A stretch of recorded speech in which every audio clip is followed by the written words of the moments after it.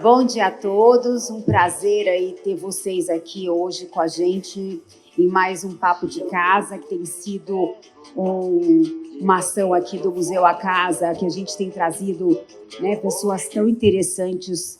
A gente trouxe no último Papo de Casa aqui a Heloísa Dallari, o Jun Nakao. Hoje, muita honra, recebemos Walter Rodrigues, a Silvana, que também está acompanhando a moda há tantos anos, né, Silvana? E, para começar, eu queria chamar o Eduardo, que é o nosso diretor aqui do museu, para falar um pouquinho, dar uns recados. Bom dia a todos e todas. Em nome do museu, agradeço-lhes a presença. Só queria dar uns informes. Esse é um Papo de Casa especial que se insere na 22ª Semana de Museus. Eu só queria lembrá-los que o Papo de Casa é uma programação mensal do museu que ocorre no último final de semana do mês, no último sábado. Então, na semana que vem, nós temos mais uma edição do Papo de Casa, cujo tema é Moda com Identidade, com a participação da Suelen, da Afroish, e a Stephanie Liporati, da Beau Paris. Então, estão convidados e convidadas a participarem também. Nós estamos ainda com as inscrições abertas do Prêmio do Objeto Brasileiro, a 9ª edição, vai até o dia 31 de maio, então, por favor, se conhecerem pessoas que podem se interessar, as inscrições continuam abertas. Eu queria também fazer um pedido, nós temos ali ao lado do café uma listinha de presença para quem quiser fazer parte do mailing do museu, para as atividades de divulgação, então, por favor. E, por fim, só queria lembrar a vocês que nós temos a nossa loja aqui em cima.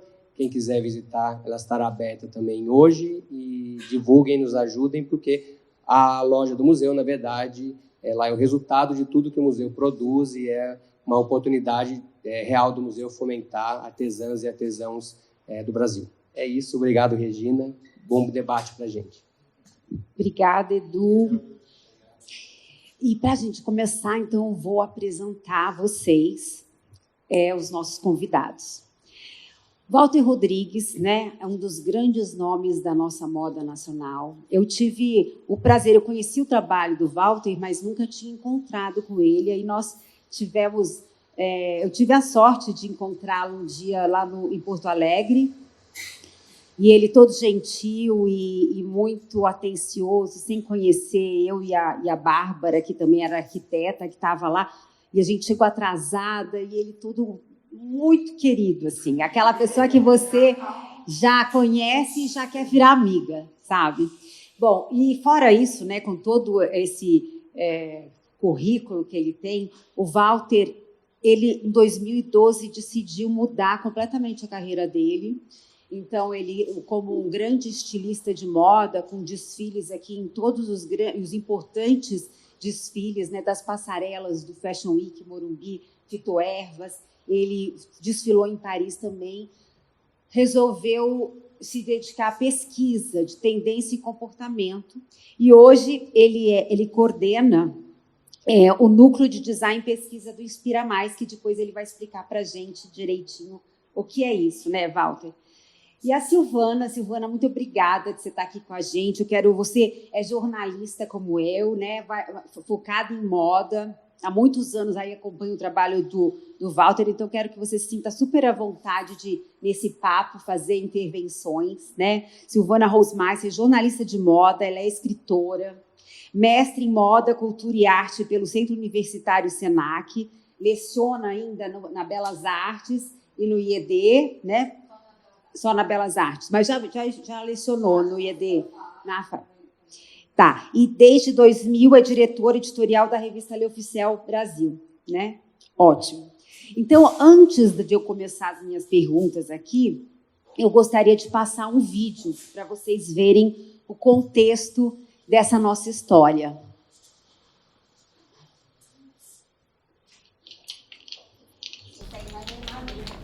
Olê, mulher verdadeira, olê, mulher rica, me ensina a fazer renda, eu ensino a namorar.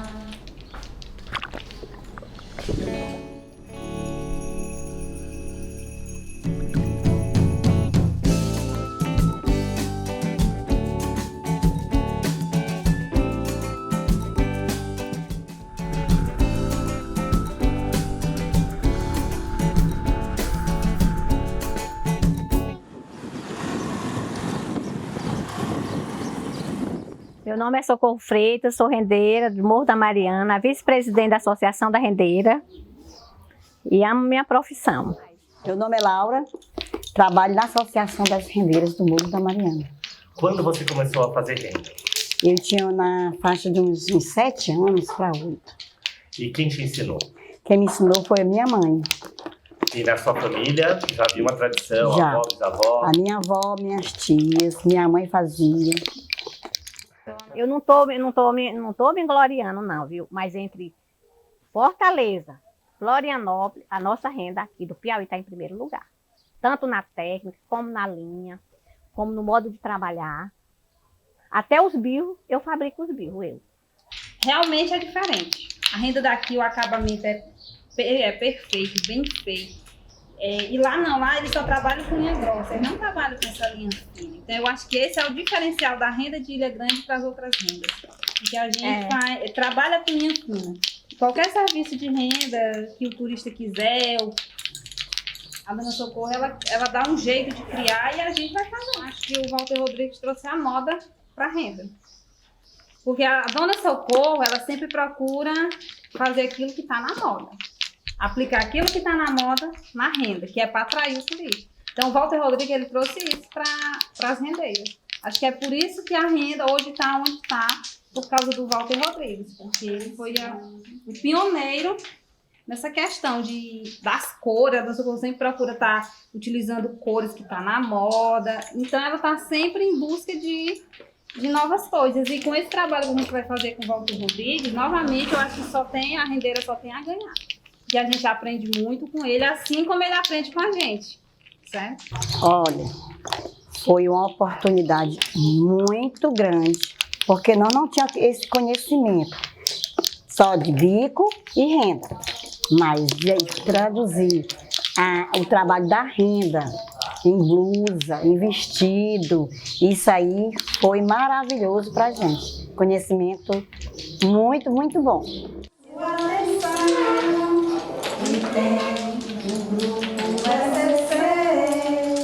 E hoje vai festejar São João.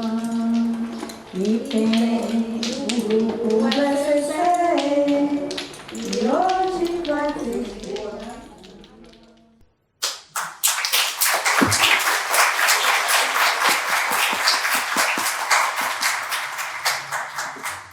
Bom, Walter, depois desses depoimentos, eu queria saber como é que essa história reverbera em você e que você contasse um pouquinho, dessa experiência que você teve lá no Piauí com essas rendeiras de bilro. Bom dia, todo mundo. Não esperava começar meu sábado chorando, mas pelo menos chorando de emoção é bom. Eu acho que tudo isso é culpa da Renata. Na realidade, eu sempre tive um trabalho muito preocupado com o fazer manual. Para mim, esse é o verdadeiro luxo, do cuidado, do fazer. Eu acho que uma das coisas primordiais para mim era virar meu vestido do avesso e mostrar que meu avesso era tão maravilhoso quanto o direito. Então, isso sempre foi uma regra muito importante e trazia para perto de mim pessoas com técnicas e com acabamentos incríveis. E foi muito curioso porque, através da Suzana Velar e da Renata e da Juliana, que na realidade é a primeira que faz a visita nas rendeiras, eu recebo um convite da Renata em 2000, eu acredito que seja isso, que é muito tempo, e havia sido aprovado um projeto para um estado onde o IDH era muito baixo. Eu lembro, Renata, que a gente conversou muito que tinha que ser na Paraíba, mas como a Paraíba tinha muito incentivo já, nós migramos o projeto para o Piauí a partir da descoberta desse polo de rendeiras. E eu, bravamente, aceitei o desafio, achei o desafio incrível e lá me fui para Ilha Grande. Foi maravilhoso, porque eu peguei um avião até Teresina e até tudo tranquilo, fácil, morro de medo de voar, ainda era aqueles Fokkers, aquela coisa meio estranha, mas tudo bem, cheguei, o voo atrasou e eu perdi a minha carona do Sebrae e eu tive que ir de ônibus. Então eu fui de Teresina a Parnaíba de ônibus. São mais ou menos 7 horas de viagem. E eu estava me recordando hoje com a Regina que eu tinha uma sacola com fita cassete, um Walkman. Eu escutei tudo que eu tinha na minha sacola, porque não acabava, não chegava nunca naquele lugar. Cheguei à noite, realmente, eu saí às 1h de Teresina, cheguei em Parnaíba às 8 da noite. Fui para o hotel, conheci umas pessoas que estavam me aguardando, mas eu estava tão cansado, e no dia seguinte acordamos cedo e fomos direto para Ilha Grande. E chegamos na Casa das Rendeiras, e para mim foi um momento muito especial, porque a forma como elas me receberam de uma maneira tão tranquila, parecia um sobrinho chegando na casa das tias. E daí nós conversamos sobre o fazer, sobre a história, quem tinha começado, quem tinha trazido a renda para aquele lugar. Foram os padres italianos que vieram naquele período, e freiras que treinaram as pessoas a fazer renda, e isso acabou virando, de certa forma, um polo de trabalho. Exatamente naquele momento, eles estavam em decadência, né? Estava diminuindo o número de rendeiras, e eu acho que tudo isso também só acontece por causa da Dona Maria do Socorro. Essa mulher é uma guerreira, é absolutamente uma líder, e foi ela quem abraçou o projeto. E até antes de viajar, eu estou adiantando um pouco, a Dona Maria do Socorro tem uma família em São Paulo, ela vem visitar essa família e vai no meu ateliê, e me imaginem, ela traz uma almofada de renda de bio para eu entender como era feita, né? E dali para frente a gente engatou essa conversa toda. Eu lembro que eu fiquei uma semana lá. A primeira refeição foi muito engraçado, porque era um domingo, e a minha comida veio de Parnaíba, porque, imagina, o estilista vai comer o quê, né? Assim, no segundo dia eu já tinha uma tigela de pitu no colo, comendo camarão de água doce que elas tinham preparado. Então, era uma relação realmente de carinho. E eu pedi nessa tarde que elas voltassem para a associação e trouxessem lembranças, as primeiras amostras que elas haviam feito, quem tinha ensinado quem, e apareceu uma senhora com um quadrado de renda que ela tinha aprendido com a avó, e aquilo era genial, a forma daquela estrutura geométrica, que eu sempre, na minha cabeça, a estrutura é geométrica, a partir de Madeleine Vionnet e de Balenciaga é geométrico. Então, aquilo foi o estalo e a gente começou a desenvolver uma série de amostras a partir daquela referência. Opa! E aí o mais interessante foi introduzir realmente todas essas outras questões, porque renda sempre foi branco. Branco porque é mais fácil de olhar, branco porque tem uma suntuosidade, mas também no fazer, no amarrar, a renda é torção, é amarração, é fixação, então o branco é mais fácil. E aí eu levei tudo que era mais difícil, fios pretos, fios de seda sem acabamento, que pareciam palhas de buriti, elas diziam machucam o dedo, mas nós fizemos rendas de seda, e nós fizemos um desafio maior ainda, que foi com o patrocínio da Dupont, que eram peças de renda com elastano, porque daí era uma loucura mesmo, porque como a renda é um processo de nó, como é que você cria isso a partir da ideia da memória, como isso vai e como isso volta. E no final de todo o projeto, nós trouxemos 3 delas para o São Paulo Fashion Week, elas ficaram no espaço da Dupont, fazendo rendas, e aí tiveram acesso lembro da TV Cultura e de várias outras possibilidades, e junto com a Renata, com o apoio de todo mundo, elas ficaram encantadas, super bem recebidas, e a partir daí começou uma relação que perdura há mais de 20 anos, do Walter com elas todas. Eu visito casualmente o Piauí, quando eu posso eu vou até lá, e a reação é sempre a mesma, eu sempre entro chorando e saio chorando, não tenho outra explicação, é realmente um amor genuíno. E nós fizemos muitas coisas juntas, desde vestidos de casamento, tem um que é especialmente interessante, porque foi o vestido de casamento da Alessandra Riso, que foi todo confeccionado após a vinda de 3 estudantes belgas que ficaram instaladas na Ilha Grande para reaprender a fazer a renda. E quando elas deixaram esse estágio, elas deixaram várias figuras novas, vários desenhos novos. E a Socorro me contou essa história e me mandou uma camélia, parecia uma camélia gigante, assim. Aliás, tinha vários tamanhos, mas uma média que era super bonita. E nessa, coincidentemente, a Alessandra me procura para fazer um vestido de casamento e ela queria exatamente isso do feito à mão. A mãe dela tinha trabalhado com Denner a vida inteira, então tinha uma relação de costura, de luxo, de conhecimento. E nós fizemos o vestido da Lê com as rendas, com as camélias, que a gente denominou, e eu fiquei muito curioso, porque a Beni Riso encomendou mais 600 flores. E eu falava, o que essa maluca vai fazer com mais 600 flores, fora as tantas mil e outras que foram feitas para o vestido? E eu só fiquei, ela não me contou, ela me deixou em segredo, e eu só fiquei sabendo disso na festa. Quando você saía da festa, você recebia uma camélia, que era um pedaço do vestido da noiva. Então, era extremamente emocionante todo esse contexto. Eu fui convidado no primeiro governo do presidente Lula a fazer o traje da abertura da posse da Dona Marisa. Tive o prazer de trabalhar com eles e fazer esse primeiro movimento. E, na sequência, na segunda posse, eu sugeri à Dona Marisa que a gente pudesse usar o artesanato brasileiro.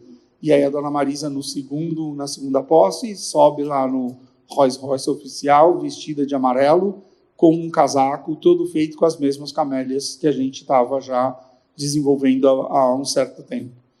E naquela cerimônia de impulsamento, que acho que, de novo, tem alguma coisa dentro do Congresso que o presidente tem que passar, a Dona Marisa usou um vestido onde tinha detalhes da Poena, da Kátia de Brasília, que é uma amiga também, que trabalha maravilhosamente com artesanato. Então, naquele momento, a gente tinha uma possibilidade de uma discussão sobre a importância desse questionamento do artesanato, não mais como hobby, ou não mais como um artesanato de piedade, como eu chamo, que é quando você compra porque você fica com pena da pessoa, mas você compra porque é bonito, porque é lindo. E aí, nessa confusão toda, aparece uma pessoa que está sentada na segunda fileira dessa cadeira, que é a Ilse Guimarães, que tinha um projeto com o Sebrae super bonito, onde já se falava da questão do artesanato na moda. E a Ilse, com a sua mente absolutamente brilhante, queria que você ficasse de pé, porque eu quero que as pessoas te conheçam. Eu acho que é muito importante.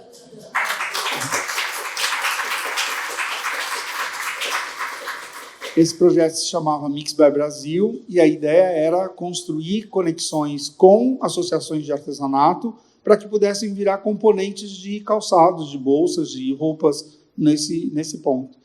E eu fiz um trabalho para a Sintecal na época, com esse motivo, e na sequência, no nosso entendimento, uma ariana e um sagitariano, completamente doidos, e o me convida para coordenar um núcleo de pesquisa daquele momento, ainda era da Sintecal, o Inspira Mais só vai surgir praticamente 10 anos depois, e desde então eu participava tanto dos projetos da Sintecal, quanto continuava fazendo 4 desfiles por ano, que eram 2 no Fashion Rio. A partir de 2013 eu passo a desfilar no Fashion Rio, e 2 em Paris até 2006. Até que em 2012, com a chegada dos grandes conglomerados de luxo, das marcas de luxo, da própria Zara, e todo da facilitação da tecnologia, de poder comprar, da Chanel vender em 10 vezes no cartão, que é a única lógica no mundo que vende 10 vezes no cartão, eu comecei a pensar que não fazia mais sentido fazer roupa. E que, para mim, naquele momento, era muito mais fascinante coordenar o grupo de gestores de design que eu coordenava no Rio Grande do Sul, fazendo ponte aérea o tempo todo entre São Paulo e Novo Hamburgo, e acostumado com essa gauchice toda, eu resolvi mudar para Caxias do Sul, não Novo Hamburgo, porque é muito calor, e Caxias do Sul é frio e eu amo frio. Então, eu moro em Caxias do Sul há 11 anos e continuo dentro do projeto do Inspira Mais hoje, cada vez levando mais as questões de inovação, sustentabilidade e moda. Trabalho também com o Instituto Focus Têxtil, faz praticamente 7 anos, onde a gente busca trazer todos os resíduos produzidos pela Focus Têxtil com relação a corte de cartelas, bandeiras que não são mais aproveitadas, para projetos com escola, junto com alunos, chama Design Vision. Ele está parado agora nesse momento. E a gente tem um outro projeto hoje junto com o Grupo Volkswagen, da Fundação Grupo Volkswagen, que se chama Costurando o Futuro, onde a gente trabalha com pessoas de mais 40, mais 50 e mais 60, reintegrando essas pessoas na costura ou melhorando o trabalho dessas pessoas para que elas possam galgar postos de trabalho onde a renda é mais específica, sair do patamar de costureira para uma pilotista, por exemplo, ou o momento que a gente está fazendo agora, isso já passou mais ou menos 120 pessoas por esses projetos, e nós escolhemos 40, onde nós estamos incentivando que elas façam um empreendimento. Então, elas vão empreender a partir do site da Fundação Volkswagen. Nós estamos criando coleções que vão ser vendidas dentro do site, construídas com resíduos da indústria automobilística e também da indústria têxtil, que é a Focus. Eu estou em São Paulo nesse momento porque eu tenho 2 grupos de trabalho, um no Bom Retiro e outro em São Bernardo do Campo, e aí coincidiu de poder estar aqui com vocês e celebrar esse momento tão lindo. Muito obrigado.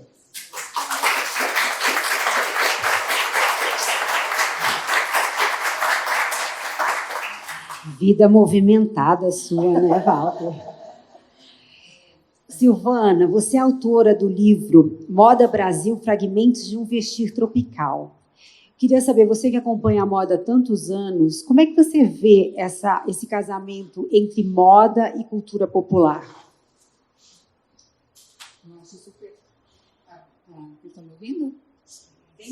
Eu acho super importante. Assim, quando começou a passar o vídeo, veio um filminho na minha cabeça, porque eu lembro dessa coleção do desfile e do maravilhamento de ver o resultado desse trabalho da renda em preto, né? Porque naquele momento foi realmente uma ousadia, uma presença de design junto com algo de tradição, algo secular. E é muito interessante quando essas duas coisas se unem, né? Porque o designer deixa algo positivo para essas comunidades e essa comunidade gentilmente cede todo esse talento para que o designer possa levar todo esse conhecimento para outro lugar, né? E a gente vê o deslocamento desse trabalho que muitas vezes ele é dedicado a peças muito simples, peças de decoração, às vezes, né, ou uma almofada,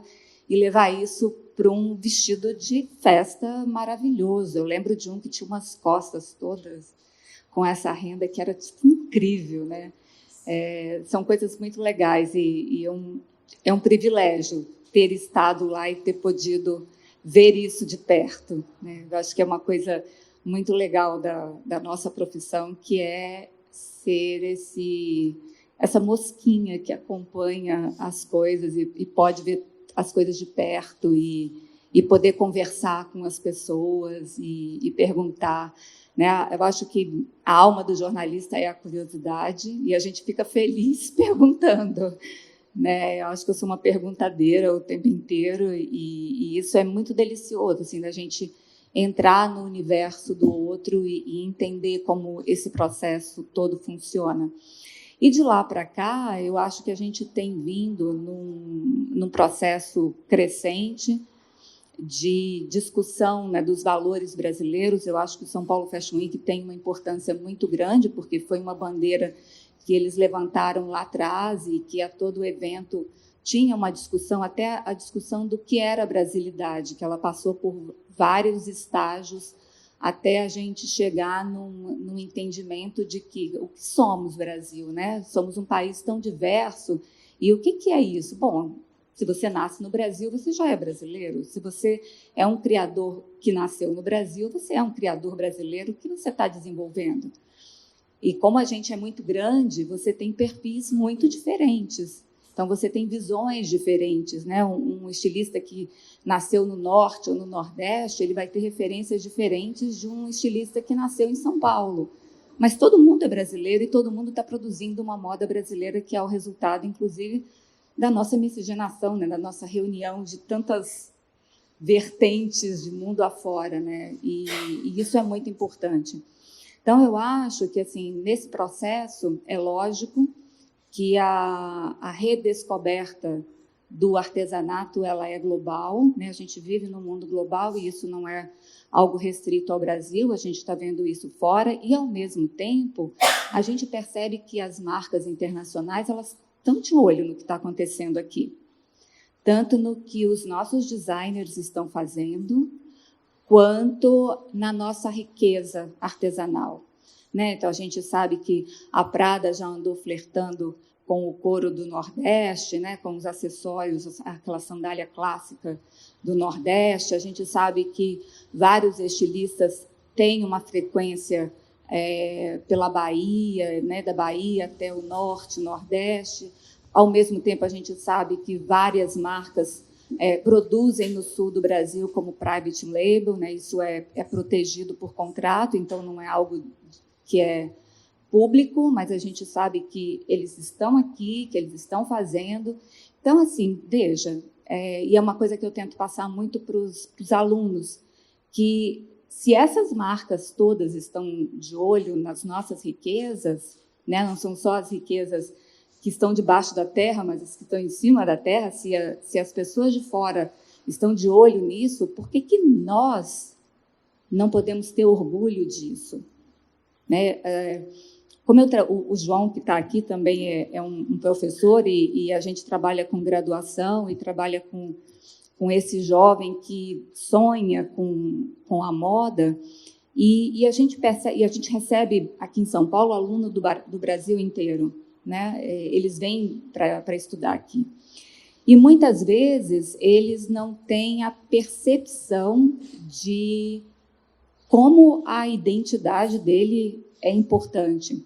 Uma das minhas disciplinas é a identidade de moda, é o primeiro semestre, e o objetivo dessa disciplina, que eu brinco que é quase um consultório de terapia, porque, no fim das contas, tem gente que chora, tem gente que ri, tem gente que conta as suas verdades. É um momento deles se entenderem de onde eles vieram, quais são as raízes, o que tinha no entorno, o que eles receberam da família, o que essa mudança, né, de cidade trouxe, né, o que o distanciamento traz, quem são eles, o que eles gostam, qual é o reflexo disso na própria vestimenta do dia a dia, para que um dia ele leve isso para a própria marca.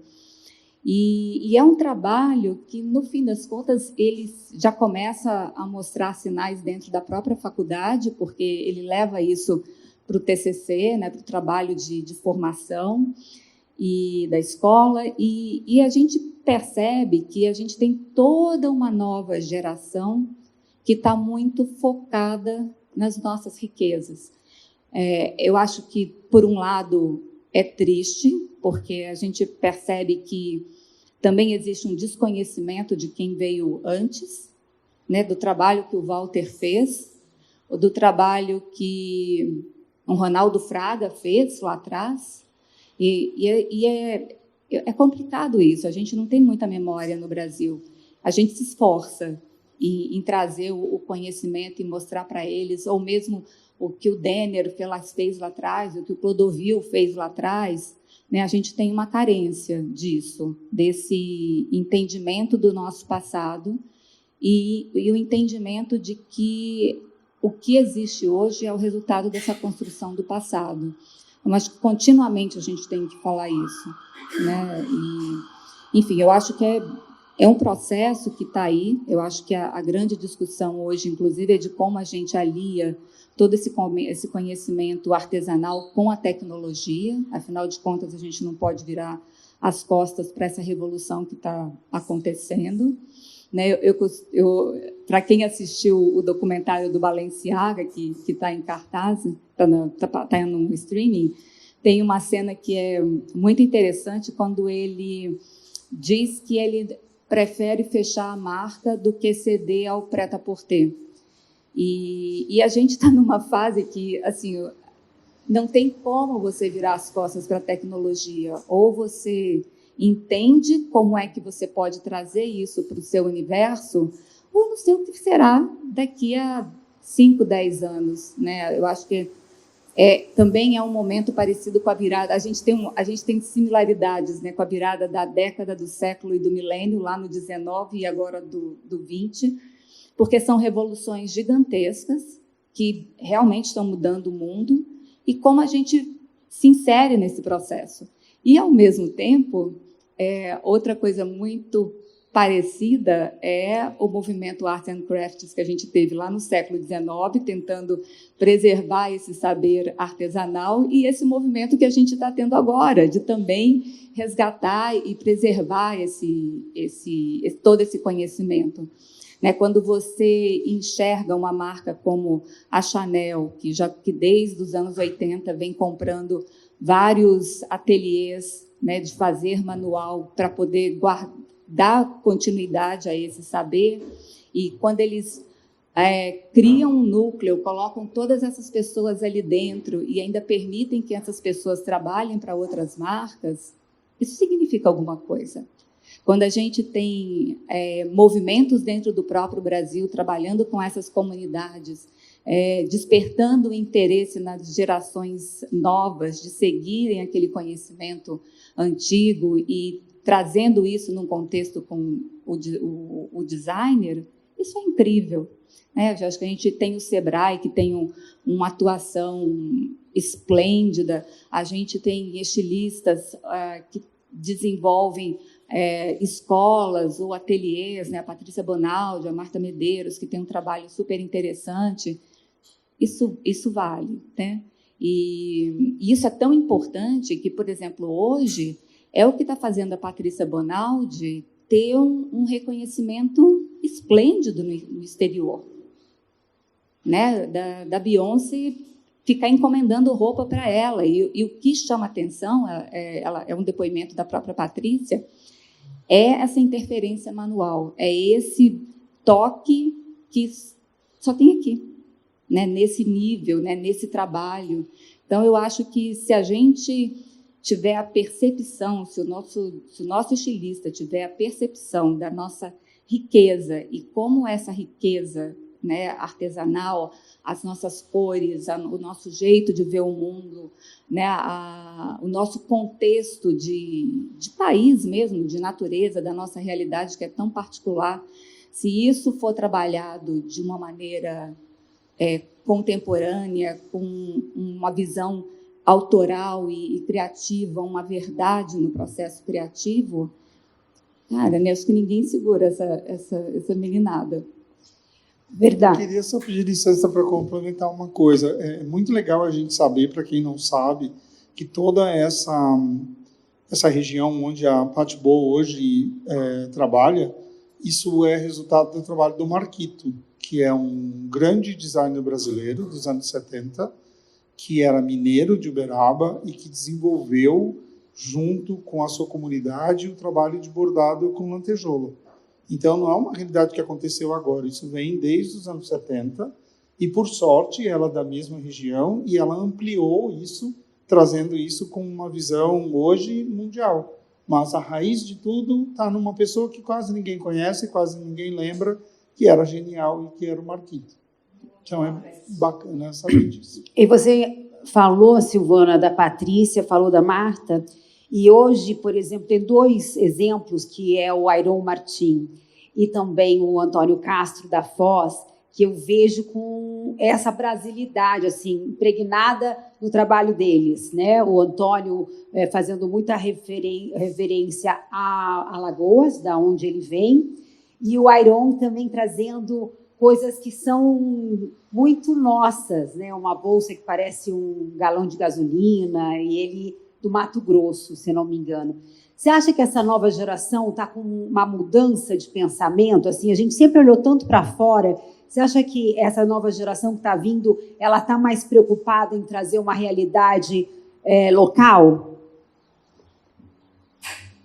Eu não sei se é essa nova geração, porque a gente teve uma geração passada, né? O Walter, o Ronaldo e o Marcelo Sommer, o próprio Fauzi. A gente teve tanta gente antes deles, outras pessoas. Eu acho que são, talvez, visões um pouco diferentes, cada um de acordo com o seu tempo. Se a gente pensar que a moda é o reflexo do tempo em que ela está inserida, a gente tem um movimento que é contínuo, né?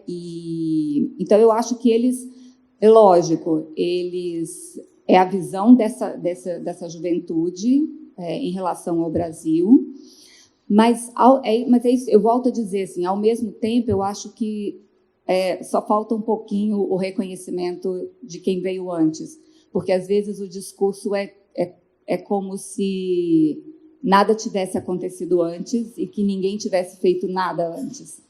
Então, eu acho que é muito legal, assim, é perfeito, a gente precisa, claro, olhar todo esse movimento de uma maneira muito positiva, mas, assim, eu acho que a gente precisa pensar que esse processo ele vem acontecendo e que a gente tem pessoas que já fizeram muito antes, né? O próprio Marquito, que eu até tinha me esquecido na minha fala, mas e todos os outros do Rio, né? Os cariocas que também trabalharam, né, nesse processo, né?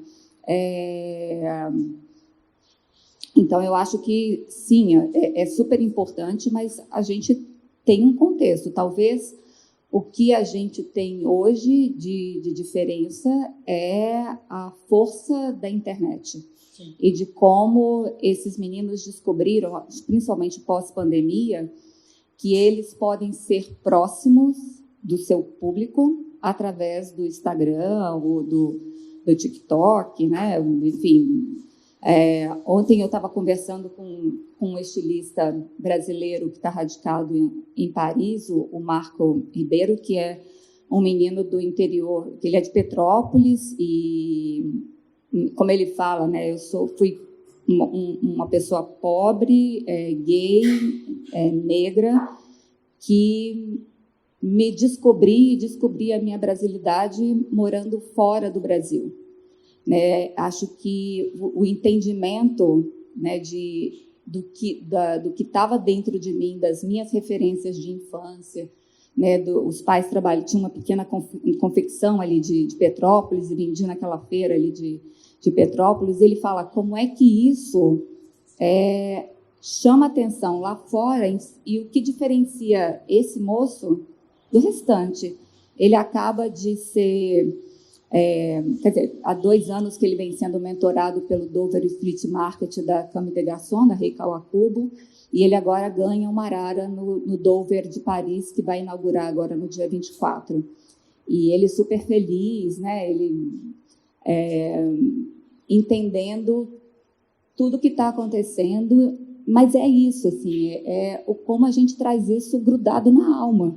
É o que diferencia essa pessoa que é do Brasil de outra pessoa que nasceu na Noruega.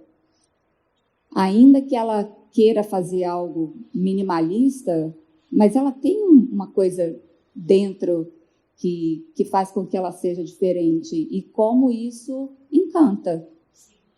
E, Walter, você que trabalha muito, né, com essa nova geração, até não Inspira Mais, como é que você enxerga esses novos designers? Eu acho que a gente tem tido caminhos muito interessantes. A gente tem caminhos onde o poder, às vezes, pessoal, da mídia, criam essas bolhas. A gente tem muita coisa importante acontecendo na Bahia, com Meninos Rei, Ateliê Mãos de Mãe, por exemplo, que, para mim, são 2 exemplos de maduração, porque eles não fizeram uma coleção só, já estão no mercado e com uma evolução super interessante, O ateliê Mãos de Mãe faz crochê, e é muito, muito interessante. Dendezero, que é outra marca incrível, que fez a primeira bolsa filtro, era um filtro. Então, a referência do galão de gasolina, para mim, parece um pouco nova demais, porque tem o filtro que já foi feito antes e que era muito mais interessante. Tem muita gente nova que não se prende a essa relação, como o Matheus Cardoso, que é um garoto que faz masculino e é absolutamente deslumbrante. E ele é apaixonado pela alfaiataria. Então, é outro mundo, outro contexto. Desde a minha época, o Alexandre falava isso, eu achava sempre muito interessante quando a Lê dizia as pessoas ficam me perguntando se eu faço roupa brasileira. Eu nasci aqui, sou brasileiro, eu faço moda brasileira, independente do que me traz essa referência. Por um tempo, eu fiquei muito preocupado com a questão da apropriação cultural. Eu nasci numa região onde é a maior concentração de japoneses no estado de São Paulo. Então, isso, para mim, foi fundamental na minha formação cultural. Era muito normal ir dançar no templo budista, comer sushi no bar e na festa do ovo em Bastos. Então, o Japão é meu país favorito no mundo. Então, fazer coleções que eram inspiradas no Japão, para mim, não era apropriação cultural e era simplesmente expressar aquele sentimento por uma cultura que sempre me fascinou. Então, eu vejo hoje a possibilidade desses novos designers estarem mais livres, né? A gente há pouco estava falando desse questionamento que também é muito importante, que se faz roupa para jovem, mas que jovem? Quem é esse jovem? Eu posso ser esse jovem, eu tenho 64 anos, eu me sinto jovem, então eu posso comprar a roupa que eu quiser, vestir o que eu quiser. Eu brinco muito com o Lúcio, que está sentado lá atrás, escondido, que eu corri muito de punk para ele usar saia e panos amarrados, que na minha época do Satã, a gente saía com uma roupa mais diferente, os punks corriam atrás da gente para bater. E hoje o Lúcio sai com os panos amarrados dele, ninguém bate nele. Aliás, ele tem 1,90 m de altura, ninguém vai bater nele. Mas ele tem muito mais liberdade para usar isso. E eu digo, é isso que você está falando, dos que vieram antes, né? Então, eu sinto falta um pouco desse respeito. Eu acho que esse respeito ele tem a ver com a falta de memória que a gente reconhece que esse país tem, né? A tecnologia, ela ampliou essa falta de memória, porque para você conseguir ver um desfile meu na internet é quase que uma viagem intergaláctica para você conseguir algum material. Mesmo os fotógrafos que eram da época, tipo Cláudia Guimarães, não atualizaram os seus arquivos para digitais, então você também não encontra. É muito difícil você, se você for escrever um livro sobre a moda brasileira recente que eu digo dos anos 90 para cá, você vai ter uma dificuldade imensa de conseguir imagens, porque nem muitos dos designers também guardaram, arquivaram. Eu sempre guardei tudo, né? Eu sempre arquivei tudo. Então, eu sinto falta dessa possibilidade da gente entrar num lugar e dizer, nossa, esse era o fulano, esse era o Beltrano, aqui está a influência disso e disso. E eu acho que, talvez, Regina, eu sou um pouco mais otimista, eu acho que a gente tem caminhos mais possíveis hoje para a gente conseguir perpetuar melhor essas mudanças e trazer essas referências desses novos designers de uma maneira mais ampla, através da tecnologia mesmo, né? Então, isso facilita com que as pessoas reconheçam, com que se criem os fã-clubes, que são muito interessantes, né? No sentido, eu vejo o Matheus, acompanho o Matheus, porque o Matheus fez comigo o Design Vision dentro do Instituto Focus. Então, já é a segunda coleção do Matheus que a gente acompanha, que a Focus patrocina, que a gente está junto com ele ali tentando dar um suporte, porque a gente entende que se o Matheus crescer e o Matheus desenvolve uma marca, ele é um cliente da Focus. Isso é muito interessante, você pensar que alguém que está gerando negócios, trazendo materiais, está também fomentando novos consumidores, novos produtores de moda, né? Então, é um pensamento muito moderno, muito interessante que a Focus tem. E a gente tem buscado o Gabriel da Silva, que é o da Silva, que venceu o último reality agora do Design Vision. Os dois fizeram coleções para pernambucanas, que é outro parceiro da gente muito interessante. E para vocês terem uma ideia da ideia do descarte, do volume do descarte hoje, 200 metros de tecidos que não vão ser reproduzidos, por exemplo, uma estampa, um desenho, uma listra, alguma coisa que não vai ser reproduzida, reprogramada, ela já é descarte, ela já é resíduo. Então, por exemplo, quando o Gabriel e quando o Matheus fizeram as coleções para pernambucanas, nós fizemos uma seleção desses tecidos que tinham até 300 metros e eles usaram tudo isso que era considerado resíduo no estoque da Focus e fizeram roupas para a pernambucanas que foram vendidas e alavancaram eles no mercado. Então, eu acho que o que acontece hoje, que é extremamente fascinante, é exatamente esse movimento da gente conseguir conectar não só a ideia do vender, do fazer, do vender, do ser o criador, porque também tem um pouco de medo disso, né? Ontem, numa conversa de manhã que a gente teve no Instituto, eu falei exatamente isso. Todo mundo, a escola é muito culpada disso. Perdão, João, perdão, Silvana, mas a escola é muito culpada disso, porque todo mundo acha que vai sair um Galeano e um McQueen a cada semestre. Gente, a cada 20 anos, 30 anos sai um McQueen. Né? Então, não é tão simples assim. A gente melhorou com a escola, a gente melhorou. A gente tem gerentes de produto melhores, a gente tem atendimento de marketing melhor, a gente melhorou muito com isso. Mas a gente cria uma ilusão na cabeça desse jovem que ele vai sair, ele vai explodir, e no dia seguinte ele é o Lagerfeld. E não é, é muito trabalho, é muito ralar. Né?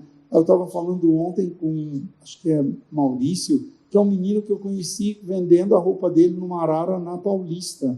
Agora ele está fazendo São Paulo Fashion Week. Para mim isso é o bacana, e ele é do Amazonas.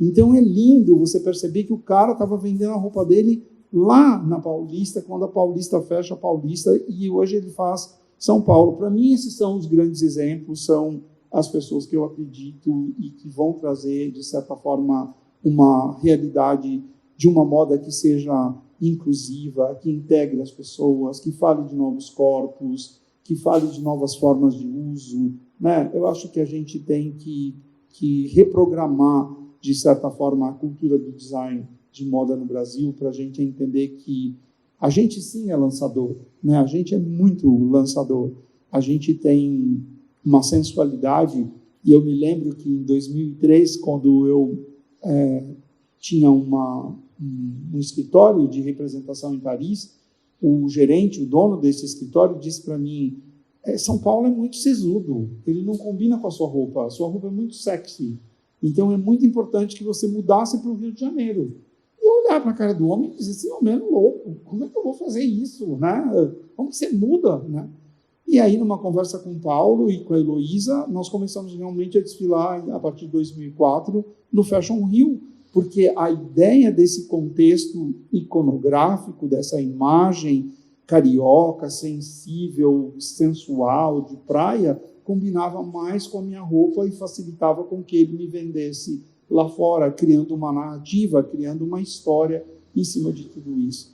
Então, eu acho que, muitas vezes, a moda, a gente começa instintivamente. A gente começa porque a gente gosta. Né?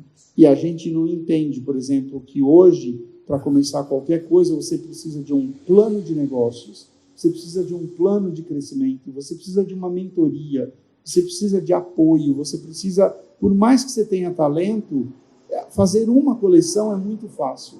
Fazer 3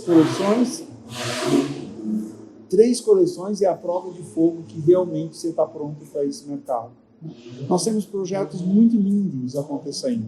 O próprio Nordeste, da Daniela Falcão, é um projeto que eu tenho muito orgulho que acontece no Brasil, porque ele colocou o Nordeste em foco, ele colocou o Nordeste na região Sudeste num prato de luxo, colocado como uma referência de luxo.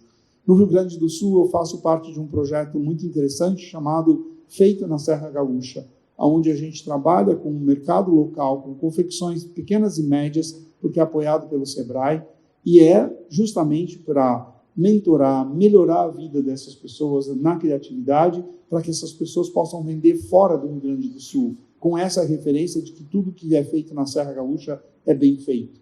Né? Então, acho que existem muitos movimentos interessantes que me dão uma sensação realmente de um futuro bacana, de uma construção de negócio, porque para mim moda sempre foi 50% inspiração, 50% é business. Se você não tiver essa base e essa estrutura, você não sai do lugar.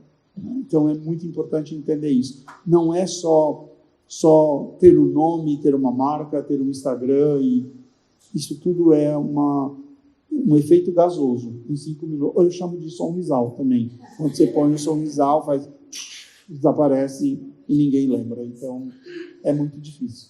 Vocês tocaram um assunto muito importante, que é a sustentabilidade. E, Silvana, a gente, como jornalista, está sempre atrás da novidade, né, o tempo inteiro. Quando, na verdade, a novidade e a tendência que a gente está sempre buscando, hoje em dia, eu acho que ela se transformou, porque a gente está precisando muito mais da temporalidade. Como é que você vê essa questão da moda ser uma das indústrias mais poluentes, né, no mundo, e todo esse sistema que gera essa economia? Como é que ela vai ter que qual que é a sua opinião, assim, como ela se reinventa numa urgência que a gente está passando, climática, né, essa crise climática? Está aqui o Walter do Rio Grande do Sul, né, que a gente vem acompanhando toda essa dificuldade que eles têm passado, para essa mudança urgente que tem que ser feita. Olha, eu acho que hoje em dia a gente tem essa percepção, e isso não fica mais escondido embaixo do tapete. Então, o simples fato da gente falar sobre isso e colocar o dedo na ferida, eu acho que é super importante, porque até um tempo atrás era como se nada acontecesse, né? E a gente sabe que esse é um processo que ele já vem acontecendo desde a Revolução Industrial, né? Ele incrementou durante a Segunda Guerra, cresceu com a crise do petróleo nos anos 70, a formatação do fast fashion, e assim, acho que a gente não pode ser naif de pensar que isso vai mudar. Eu acho que o fast fashion está aí e ele vai continuar existindo, né? Ele é necessário. Ele tem um papel dentro da sociedade. Por outro lado, eu acho que a gente precisa cada vez mais formar o consumidor também, porque é esse consumidor que, de fato, vai fazer a diferença.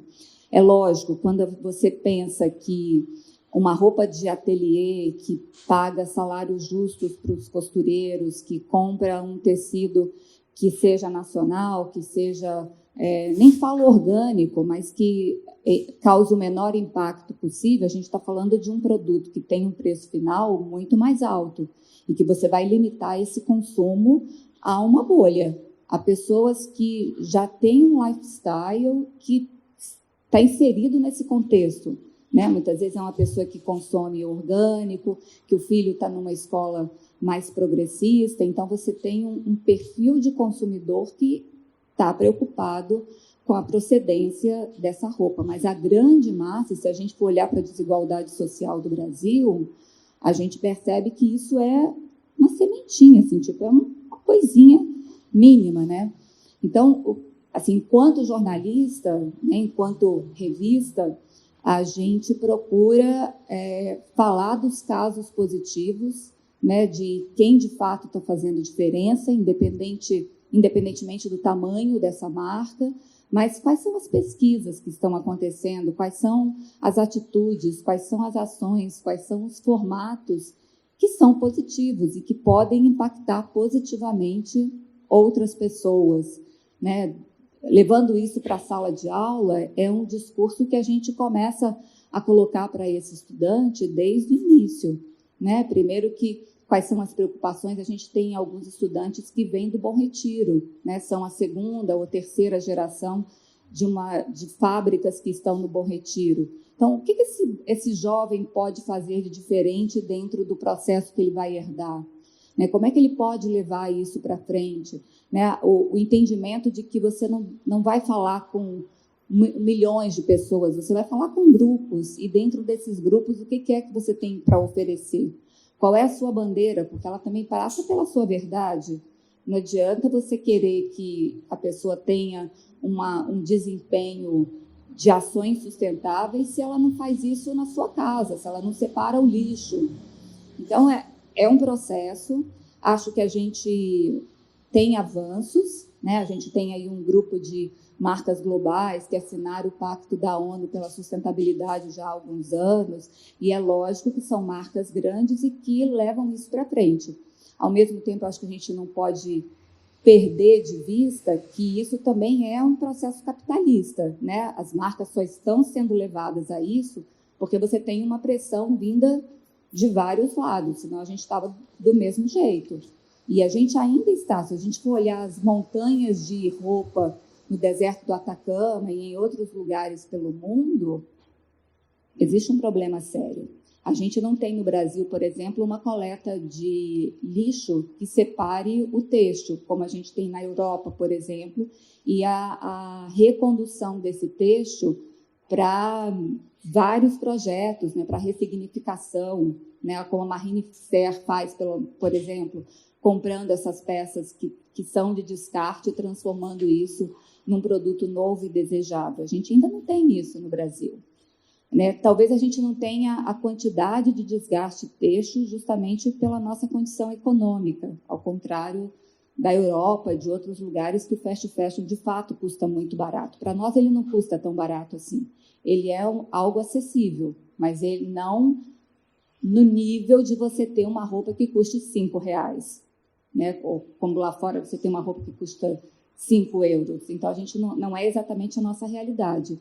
Mas a gente vê que, sim, tem algo acontecendo, as empresas, elas, né, a gente tem a Vincunha, que tem um programa super interessante, e outras tecelagens que trabalham com o denim, que é um impacto, né, tanto da purificação dessa água, quanto o entendimento de como fazer a lavagem desse jeans, usando outros processos que não seja a água.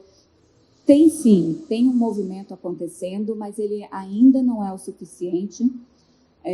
A gente tem que se orgulhar desses passos que a gente já deu, mas é como se a gente estivesse no começo. E, assim, pensando em termos de sociedade, eu acho que tem tanta coisa para ser feita. A gente estava falando um pouquinho antes, né, que a nossa percepção é que o impacto climático chegou no nosso quintal. E a gente não está vendo nas propostas dos nossos políticos, propostas concretas de como a gente vai enfrentar isso. Né? A gente ainda está vendo coisas super polêmicas acontecendo, independentemente do lado partidário da coisa. Então, eu acho que a gente, sim, precisa acordar para esse processo, e como a gente vem vendo que as coisas estão acontecendo, mas eu acho que o ritmo ainda é muito lento. E, Walter, você, como coordenador do Núcleo de Pesquisa e Design, né, Núcleo de Pesquisa e Design do Inspira Mais, o que o Inspira Mais tem a nos oferecer de novidade em termos de material, em termos de pensamento sustentável? Um monte de coisa. Então, conta tudo. Nós trabalhamos essa ideia de sustentabilidade há bastante tempo. A gente vem introduzindo isso dentro da indústria. De novo, mérito de Dona Ilse Guimarães. A gente vem trabalhando essa questão. Nós temos um selo de uma certificação, onde as empresas de materiais são certificadas, o que facilita o fabricante de calçado lá na frente a certificar também o seu produto, porque toda a parte técnica do material já foi certificada. Naturalmente, ele vai só certificar o processo da feitura do produto. Então, o Origem Sustentável vale a pena vocês pesquisarem. É uma construção feita junto da UC, com a professora Teresa Cristina e o MIT há muito tempo atrás, e que rende hoje bons frutos com relação a isso. 40% do que é apresentado no Inspira Mais é sustentável. A Arezzo, desde 2021, não aceita materiais de nenhuma empresa que não seja certificada. Então, naturalmente, ela nos ajudou a criar um cluster, uma rede maior de pessoas certificadas. Nós temos que lembrar que atualmente a sustentabilidade está no bolso, ela ainda não está no coração das pessoas. Por que ela está no bolso? Porque, por exemplo, um grupo Arezzo, junto com o grupo Soma, por exemplo, eles estão no IPO. Se houver algum cancelamento de comprou um sapato, uma das marcas de tecido desse grupo, o jeans vazou a tinta no rio e virou uma meleca e houve um cancelamento dessa marca, as ações dessa empresa vai cair na bolsa. Então, a grande preocupação hoje dessas grandes marcas de moda são se manter num limite plausível de verde para que não afetem o valor das suas ações. Então, por isso que eu digo que ainda a sustentabilidade está no bolso. Sustentabilidade é uma escada. Você sobe um degrau, daí você consegue se estabelecer nesse degrau, você sobe outro degrau, e assim você vai construindo dentro da sua empresa, dentro de um polo de fornecedores, enfim, uma construção que é gradativa, ela não existe de uma hora para outra, né? O que é importante a gente entender com tudo isso? As novas empresas que estão surgindo, elas nascem com a sustentabilidade no coração. Então, são pequenininhas ainda, são médias, e já estão integradas e interessadas nisso. A gente teve agora, junto com o Instituto Focus Têxtil, um aprimoramento com o CITEV, que é um laboratório europeu, também coisas da dona Ilse, que trouxe professores para criar um projeto maravilhoso de expansão de sementes, como a Ilse está chamando, de pessoas que possam propagar cada vez mais a circularidade, porque a gente não deveria mais falar sustentabilidade. Sustentabilidade, para mim, já é uma palavra que já está meio gasta. Eu acho que a gente tem que falar em circularidade. Como eu vou fazer aquilo que já existe retornar de uma forma nova, como a Silvana também falou, de empresas que já fazem isso através da reconstrução a partir de matérias existentes, de criar novos fios, novas possibilidades e tudo isso. É lógico que nós somos um país lento com relação a isso, nós somos um país de commodities, nós não somos um país de frentes, de avanço, de tudo isso. A gente é um país que gosta de commodity, tanto que o que mais a gente faz é o agropop, que só vende a semente lá, vende a coisa, não vende a soja, mas não vende o produto feito com a soja, né? E sempre foi assim. Então, eu acho que tem muito nessa área do desenvolvimento, e o que eu vejo, por exemplo, a gente tem uma média de 40 compradores internacionais a cada edição do Inspira Mais, principalmente da América Latina, que é o nosso foco junto com a Apex, para atingir esses mercados. E o que a gente mais vê é pessoas do México, da Colômbia, do Peru, da Guatemala, dizendo aonde estão os materiais sustentáveis. Então, nós somos uma referência hoje na América Latina com relação a isso. Nós somos uma referência para Portugal. A gente já exporta para Portugal muitas das questões de materiais sustentáveis. Lembre-se que a Veja é feita no Brasil, é uma marca de tênis, é uma marca de esporte, de sapatos, e é toda feita no Brasil a partir de algodão orgânico, de borracha feita na Amazônia, com toda uma ficha técnica de transparência absurda. Então, a gente tem muito já a oferecer.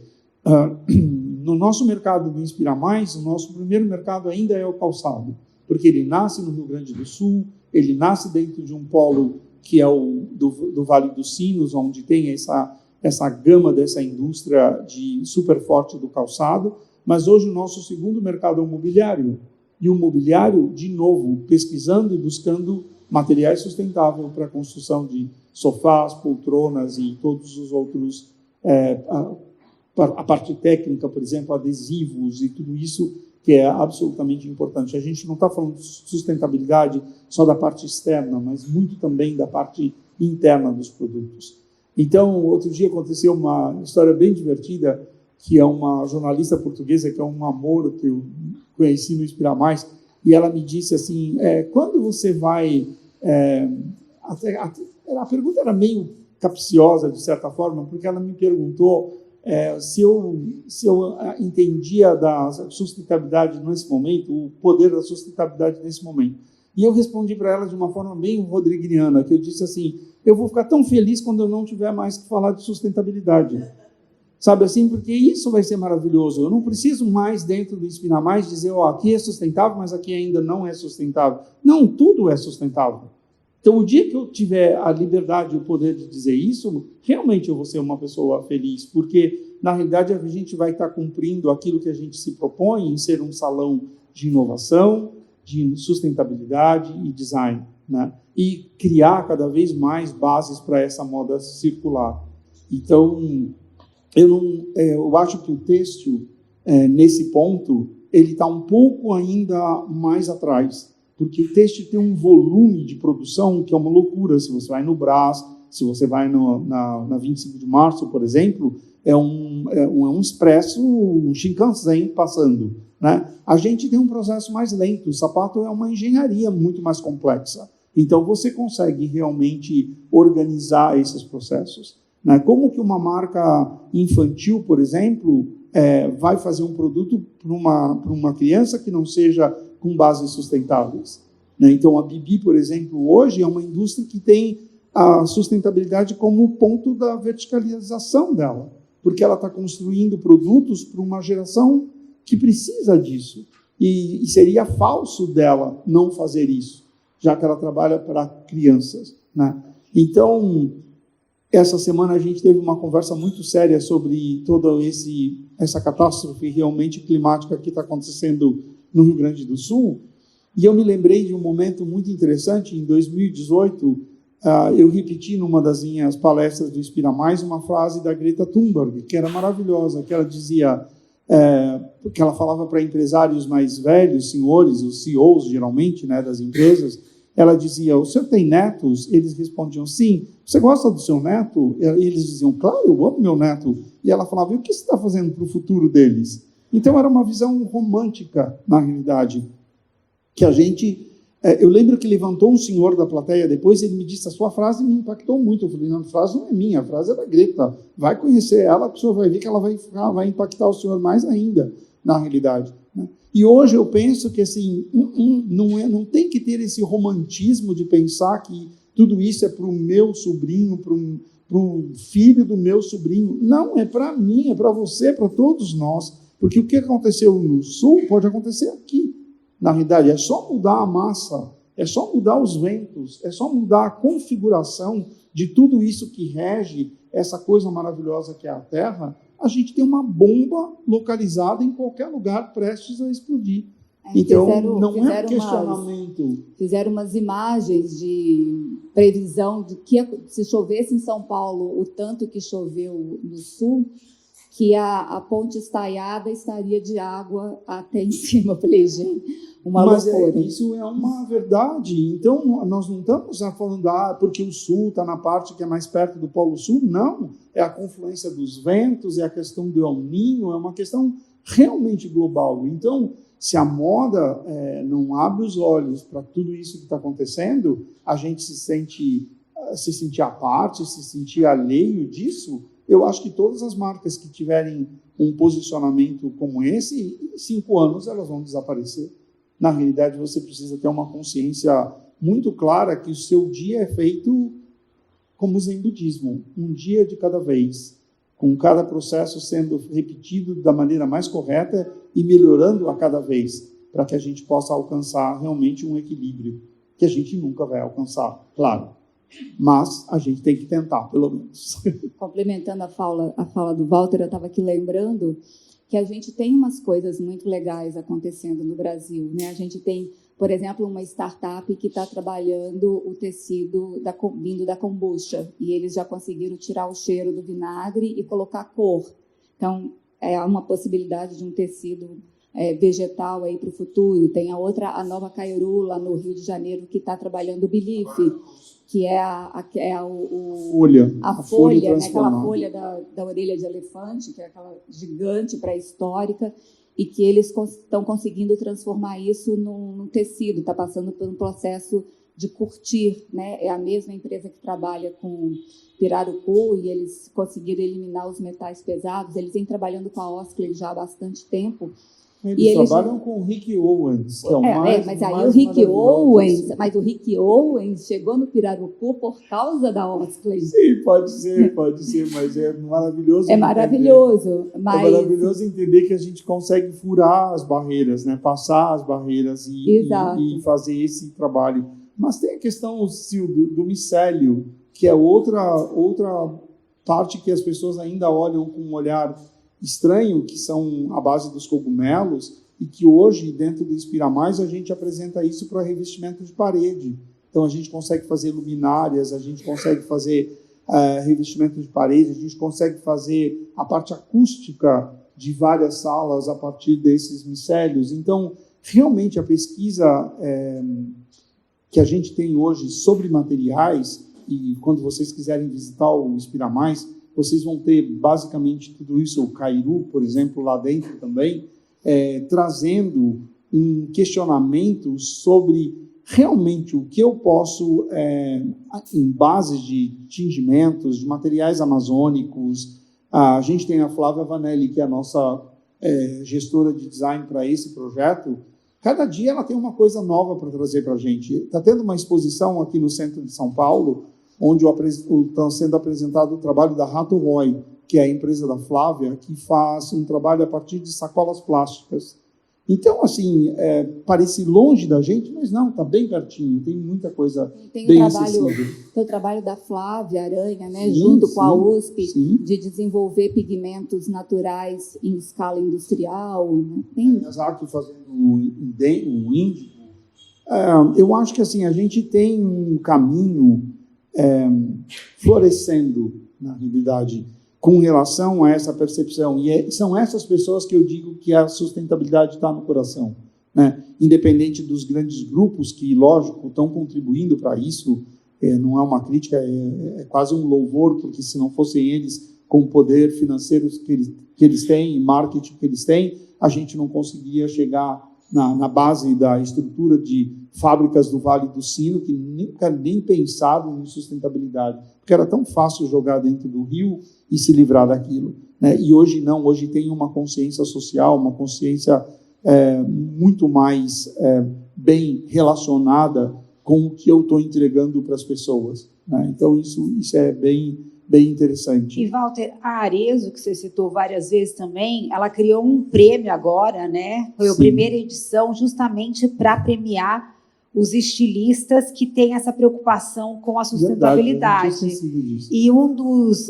vencedores dessa primeira edição é um menino, se eu não me engano, da Amazônia. Um nome dificílimo, chamado Sidou Nui. Sidou Nui, que desenvolveu, né, um estilista, já desfilou aqui na Casa dos Criadores, e desenvolveu um pigmento com a mandioca, né, a partir da mandioca. Sim. Então, a gente vê isso que a gente já comentou, né, dessa nova geração, que isso é uma semente que vem fazendo brotar, né? Felizmente. Existe, eles aparecem, né? Eu acho que já é uma questão muito importante, porque você já reconhece, você já sabe, já existe uma frente para isso, né? Então, agora, na realidade, cabe não só nós consumidores, porque eu acho que a Silvana falou muito bem isso, quando você fala da educação do consumidor, não, ou da reeducação do consumidor, e eu vejo muito as crianças como um fator principal de evolução. Eu tenho amigos que têm filhos, e outro dia tinha uma história ótima da Isabela, que a mãe, agora no fim do ano, ia tirar férias e foi comprar sapato, e ela dizia, não precisa, eu já tenho. E a mãe falava, não, você precisa ter um sapato novo, a gente vai na festa, na casa da vovó, não, mas eu já tenho, meu chinelo está ótimo, não preciso comprar. Então, isso é sensacional, uma criança se negar a querer uma coisa que ela já acha que ela já tem.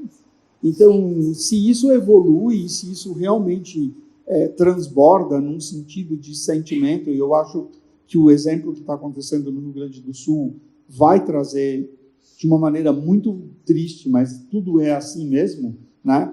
Às vezes tem que ser muito triste, muito amargo para as pessoas aprenderem, ou tem que pagar, né? Ou tem que ser pelo bolso, é só assim que as pessoas aprendem. eu acho que muita coisa vai ser repensada. E muita coisa também não, porque quando teve a pandemia, muita gente dizia, a gente vai mudar, vai continuar, vai acontecer isso. Não está acontecendo nada, todo mundo continuou da mesma forma, pensando em si e nunca tendo empatia com nada. Então, às vezes o ser humano também é muito deselegante. Eu acho ele muito deselegante quando ele se nega a entender que a ação dele afeta todo mundo, né? Então, quando a gente aprender esse tipo de elegância, eu acho que a gente vai ter não só um Brasil melhor, mas um mundo melhor, né? Com certeza. A gente está bem estourado no tempo, mas a Silvana está com o microfone lá. Queria ver se você queria fazer algum comentário. Eu vou achar uma pena se a gente não partilhar com vocês aí o desejo de fazer perguntas a eles. Não sei se alguém quer fazer alguma pergunta. Não... Bom dia, obrigada pela oportunidade de a gente estar discutindo esse assunto, né? Eu sou do mercado de alta moda brasileira, né? E aí, quando vocês falaram sobre essa coisa do resgate, da memória, eu falo que eu sou uma cria, porque minha mãe ela foi apresentada à alta moda na ateliê da Madame Rosita. E hoje, quando a gente fala Madame Rosita, ninguém sabe quem é, né? A gente fala de Claudette Deca, de Denner, até mesmo Ronaldo Esper, a gente só pensa em histórias complicadas. E aí, quando vocês falando e mostrando sobre esse trabalho de slow fashion, esse trabalho das rendeiras e tudo mais, hoje eu ainda trabalho com alta moda, mas trabalho mais com gestão, né, e trabalho tanto com esses estudantes que saem da faculdade achando que vai, né, virar o próximo Galeano, como também é muito comum agora ter também, principalmente depois da pandemia, a alta moda, eu falo que é da periferia, que são esses profissionais que sempre trabalharam nos ateliês, essas costureiras e tal, e depois da pandemia não se viram, foram empreender e empreendendo, fazendo suas roupas sob medida ali nas suas comunidades. Quando a gente fala principalmente dessa nova geração da alta moda, eles são muito presos à velocidade. E quando a gente fala de slow fashion, é slow mesmo. O tempo de fazer uma peça rendeira demora semanas, dias, são muitas horas. E hoje a gente enxerga muito essa dificuldade, porque a pessoa vai criar a próxima coleção semana passada, e aí quer fazer tudo muito rápido. E aí, complicado. Como que vocês enxergam isso, dessa coisa de unir esse slow, que é o fazer devagar, que a gente entende que não dá mais para fazer tão devagar, mas é um trabalho ainda manual, né, muito demorado, e muitas técnicas a gente não consegue ainda, não tem tecnologia para isso. E no Brasil, infelizmente, a gente já não está tendo mais nem insumos, não tem mais agulhas, né, adequadas, linhas adequadas. Eu queria saber de vocês como vocês enxergam essa mistura de gerações, né? E enfim. Obrigada. Eu acho que uma coisa é como a gente tem tentado mostrar para essa nova geração que existem formatos diferentes, né? Não existe certo ou errado, mas é com o que essa pessoa se identifica. Então, se você vai para um processo slow, ele automaticamente vai ser um processo de ateliê. Você não vai produzir milhões de peças, você não vai liquidar, você não vai ficar fazendo coleção. Né? Quando você olha que a gente ainda tem gente, por exemplo, a gente tem um lino Vila Aventura que está aí, e um vestido do lino leva 1 mês, 2 meses para ser feito, as nervurinhas lá, à mão, né? Todos os bordados, né? Ele tem as costureiras, ele tem as artesãs, mas ele está lá botando a mão no processo. Então, é isso. Assim, é lógico que se essa pessoa da nova geração, se ela vem de uma família que tem um fast fashion no Bom Retiro e ela quer dar continuidade a isso, ok, é a história dela. Então, a gente tenta mostrar como você pode melhorar os processos.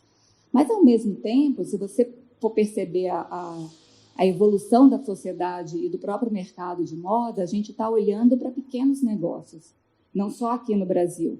E esse pequeno negócio, ele traz uma realidade completamente diferente, começando pela não necessidade de você ter uma loja. né? Você pode lidar ali no digital, você pode estar dentro do seu ateliê, você pode, eventualmente, levar isso para um marketplace, mas você não vai ter essa quantidade imensa de peças. Você vai ter um outro processo. E eu acho que isso já é uma realidade, já é um desejo para esse jovem que está pensando em entrar no mercado. É lógico que, quando esse aluno ele chega na sala de aula, muitas vezes ele vem movido pelo glamour que é inerente à própria indústria. Tem uma frase do Samuel Cisnansky que eu ouvi há muitos anos, eu nunca esqueço e sempre repito, que é como se fosse uma taça de champanhe. Em cima você tem as bolinhas ali pulando, e essas bolinhas pulando é o 1% de glamour que envolve esse mercado. E que é importante, porque é esse glamour que move toda a máquina, até o chão de fábrica. Mas o entendimento de que essa não é a realidade do dia a dia, que a gente trabalha muito, seja como jornalista, seja como modelista, seja como designer, todo mundo rala muito para chegar lá, é algo que a gente coloca, e quando esse aluno chega ali pelo segundo, terceiro semestre, ele já está entendendo que não é bem assim, e que ele, de fato, precisa se dedicar. Fora isso, eu acho que as faculdades hoje, elas também, de maneira geral, não só a minha, elas também estão muito preocupadas em mostrar qual é a realidade nua e crua do mercado, tanto da indústria, quanto da necessidade de você fazer o cérebro pensar dos dois lados, do business e do processo criativo, né? Então, eu acho que, sim, a gente tem aí uma construção, mas eu acho que esse entendimento de que esse processo positivo passa por repensar a questão do estoque, o processo criativo, a sua relação com o produto, e aí o design autoral tem uma importância imensa, porque não é virar as costas para a tendência, mas é ela não ser o mais importante no seu processo. Se você tem uma estrutura de ateliê, se você está falando com X pessoas, não existe mais a realidade de você falar com pessoas com perfis diferentes ao mesmo tempo. É com quem você fala, e que essa pessoa com a qual você vai falar, ela pensa do mesmo jeito que esse designer pensa. As preocupações são as mesmas. Quais são as suas bandeiras? Quais são as suas verdades? Eu me preocupo com o movimento sustentável. Então, ok, você vai atrair essas pessoas. Minha bandeira é um movimento LGBTQI+. Então, você vai falar com esse grupo. Dentro desse grupo, qual é o seu processo? Então, eu acho que a gente tem aí algo acontecendo, sabe? É lógico, eu acho que o sonho de ser um galhano não pode morrer, porque eu acho que a gente também é movido por sonhos, e quem sabe essa pessoa pode um dia ser o galhano. Who knows, né? Então, eu acho que sim, eu acho que o mais importante disso não é abandonar o sonho, mas é entender como funciona o mercado, sabe? Quais são as possibilidades que ele oferece. Esses alunos são eles de aluno que pensando em pessoas com poder aquisitivo maior. Quando eles estão saindo da universidade, o formato de ateliê, o modelo de negócio é muito atraente, porque ele, a princípio, ele exige pouco investimento. Né? Eu vou lá para um ateliê, não preciso produzir, fazer coleção de grandes investimentos, não preciso de tantos aportes financeiros. Só que aí acaba se deparando com ações, né? É uma coisa que demora, tem um retorno que demora aí, que é assim. Sim, daí a necessidade das grades curriculares trazerem a parte de business, de como funciona, como é que compra tecido, como é que produz, né? No TCC eles já ficam diante dessa realidade, porque eles têm que ir atrás de costureira, é lógico que eles têm mentoria, mas eles têm que ir atrás da costureira, eles têm que comprar o tecido, eles têm que pensar na modelagem e tudo mais. E, assim, é lógico que a gente está falando de uma instituição que, em sua maioria, ela está trabalhando com um aluno de classe média alta. Mas, ao mesmo tempo, a gente tem programas de bolsa que você abre para todo mundo, né? E que a gente tem uma quantidade de bolsista considerável. E esse bolsista, ele vai levar isso também para a realidade dele. E eu acho que é lógico que o digital ele te exige, ele facilita a sua entrada no mercado, mas ele resolve muita coisa e ele está mudando completamente até a conexão desse cliente com esse designer. Se a gente pensar que, é lógico, a gente tem uma glamorização do produto internacional, mas é um produto que no Brasil ele é de difícil acesso porque é muito caro. Ao mesmo tempo, a gente percebe que a pandemia, ela talvez tenha sido positiva nesse sentido, porque no tempo que as pessoas ficaram dentro de casa e que a internet era a janela com o mundo, ela também aproximou esse cliente brasileiro dessas marcas pequenininhas, sabe? Seja através do amigo que fala com um amigo que fala com um amigo, dessa facilidade dessa nova geração de dialogar com quem está distante. Então, eu acho que talvez seja muito difícil para mim ter uma conexão afetiva com essa pessoa que eu não estou vendo do que essa nova geração. Então, você tem é curioso, porque a gente tem um crescimento dos clientes que procuram essas marcas menores, sabe, que estão aí, que estão acontecendo. E isso é uma mudança de comportamento, porque até pouco tempo atrás a gente tinha uma relação talvez um pouco mais fria com o produto nacional de design, e eu vejo que isso está mudando. Ô, Walter, você tem alguma coisa a acrescentar em 3 palavras? Eu acho, em 3 segundos, eu diria que é muito importante a gente entender para quem a gente faz. Eu acho que você tem que ter uma consciência muito clara para quem você faz. A Silvana explicou já o processo inteiro, mas se você não tiver uma noção clara para quem você está fazendo, e eu sempre, quando eu sou convidado para ir a alguma faculdade falar, e antigamente isso era mais divertido ainda do que hoje, mas eu dizia sempre assim, um louco faz, um louco vai comprar. Só que antigamente era mais difícil desses loucos se encontrarem, porque a gente não tinha todas essas redes e essas possibilidades. Hoje, por exemplo, um louco faz, o outro acessa imediatamente e diz, eu quero. Eu lembro quando, em 2018, 2017, J.W. Anderson, que era desconhecido, fez uma plataforma de venda porque as lojas não compravam as peças dele mais conceituais da passarela, e ele tinha, através da sua rede pessoal, um acesso de pessoas querendo, mas e o look do número 5? E o look número 5? Onde eu vou comprar? E não tinha, porque as lojas não compravam, porque eu vou comprar esse negócio que dá 3 voltas, vai com uma bula para o cara poder vestir, não vou comprar isso, né? E ele começou a abrir nessa plataforma a possibilidade desse maluco que estava lá na Coreia, lá em qualquer lugar, comprar o look número 5. Então, eu acho que no primeiro ponto é o foco, né? E nós vamos ficar cada vez mais focados, nichados na realidade, né? Por exemplo, eu tenho uma pessoa que é egressa do Design Vision, que mora em Osasco e faz roupa de festa, quando você falou. E é maravilhoso o trabalho dela, sabe? Ela faz noiva, faz as madrinhas, e está feliz na vida. E é em Osasco, para qualquer outra pessoa dizer, Osasco? Mas é em Osasco, e é incrível, e é maravilhoso, sabe? Então, eu acho que muito da moda também é uma ilusão. A gente passa um pouco essa borbulha da champanhe, de tudo isso, e as pessoas acham que no dia seguinte já é tudo fácil, e não é. É trabalho duro, né? Então, mentorias e qualquer outro tipo de possibilidade que você tenha de falar com novos designers, a primeira coisa que você tem que falar para ele é que ele tem que ter coragem. Coragem para enfrentar as próprias dúvidas dele, e coragem para enfrentar a dureza do mercado, a falta de grana, a falta de reconhecimento, às vezes, porque o amiguinho dele talvez tenha o cabelo mais bonito e é um pouco mais bonitinho e vai aparecer na foto da revista e ele não vai. Tem tudo isso. Não é um processo delicado, suave, tranquilo. É um processo de guerra, né? E toda transformação é um processo de guerra.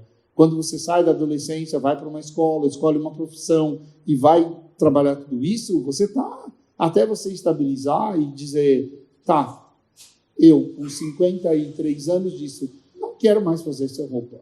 Não tenho que provar para mais ninguém que eu sei fazer roupa.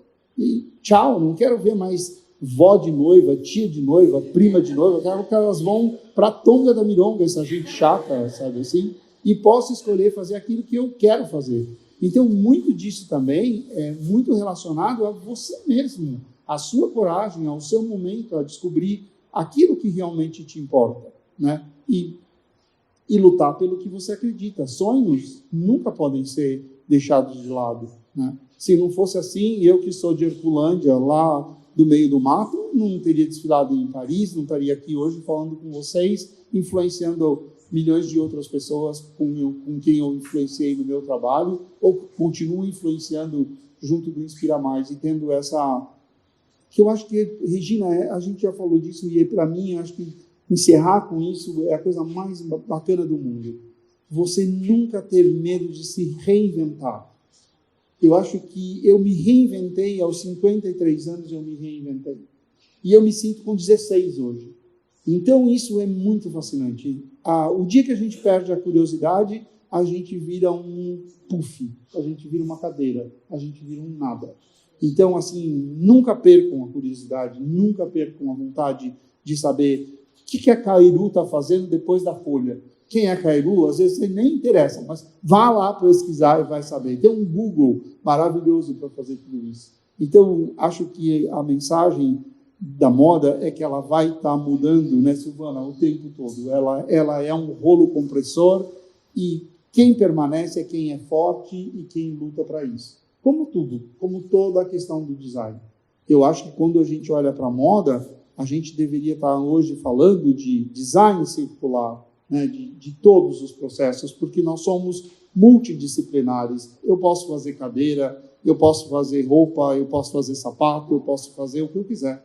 Então, na realidade, não é só a moda, é a possibilidade de você olhar para o mundo e dizer aonde eu me encaixo hoje, onde eu sou feliz hoje, onde eu me reinvento hoje, e aí colocar sua potencialidade e ser feliz. Porque nada é mais importante do que ser feliz. Você está... Isso me perguntou hoje, né? Como foi lá ontem em São Bernardo? Eu disse, cansado, mas feliz. Eu acho que, para mim, é o que basta, é o que é o mais importante. Ótimo. Essa frase, para terminar, foi ótima mesmo, né? Não ter medo de se reinventar nunca. Agora, é importante você falar que se o pessoal quiser te visitar no Inspira Mais, qual que é o próximo salão? Uau! A gente está no impasse, porque nós estamos embaixo d'água. Então, na realidade, nós estamos tentando descobrir o que vai acontecer nessa próxima edição. Na pandemia, nós nos transformamos numa plataforma online. E nessa edição, a gente está buscando uma saída que é, talvez, ser um pouco menor, mas trazer o Inspira Mais para um outro lugar. Então, essa é a nossa meta. Então, logo mais, o Inspira Mais é @InspiraMaisOficial.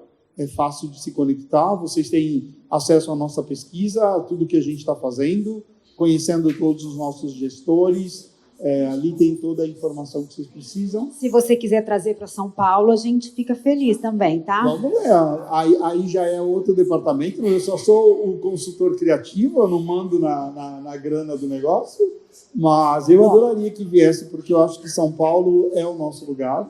E vamos ver se isso acontecer. Vocês vão ser os primeiros a saber ali pelo Instagram, com certeza. Muito obrigado, Regina. Não, eu que agradeço muitíssimo a presença de vocês dois aqui. Foi uma conversa ótima.